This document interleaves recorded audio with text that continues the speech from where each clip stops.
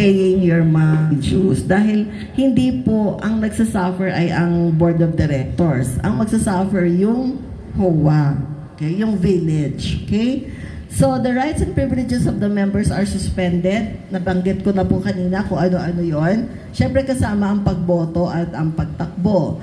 And then, suspension of the rights ng isang delinquent member is extended to the household. Okay? So, hindi pwedeng na-declare na delinquent yung isang spouse, yung other spouse na lang ang patatakbuhin mo. No? Hindi. Or yung anak mo. No? Extended yan sa iyong household.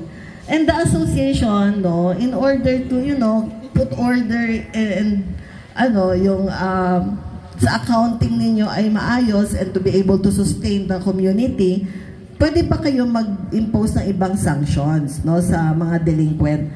As long as this is not contradict the IRR and your bylaws, di ba?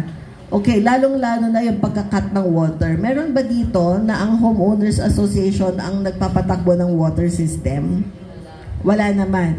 But there are, no? So siguro, since you are a federation, once in a while, some homeowners will come to you and ask you, ito yung total na utang ko sa HOA. No?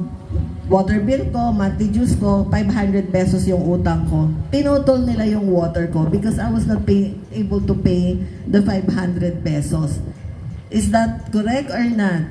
Siyempre, bawal. That's a prohibited act. No? Sinasabi ng batas, kailangan din hindi rin commingled or intermingled yung account ng water at ng HOA because HOA is not a business entity. Okay? Nevertheless, if the Homeowners Association got a permit by creating another business entity, no, at sila ay nagpapatakbo ng water system, hindi yan po pwedeng pagsamahin. Pwedeng sabay singilin, di ba? Siyempre, sayang naman yung kung may binabayaran kayong collector, di ba? Or yung lakad, sayang naman. But they cannot be intermingled. If the homeowner or member fails to pay the monthly dues, declare the member delinquent. And if the member fails to pay the water bill, only then should you cut the water bill, the water supply. Okay? So, ganun din yung mga binabawalan nila yung mga services, no, na pumasok dahil delinquent daw yung member. Bawal po yon. Lahat ng kanyang basic needs should be given, no, to the person as long as he or she pays those services. Jersey number 2, Maverick.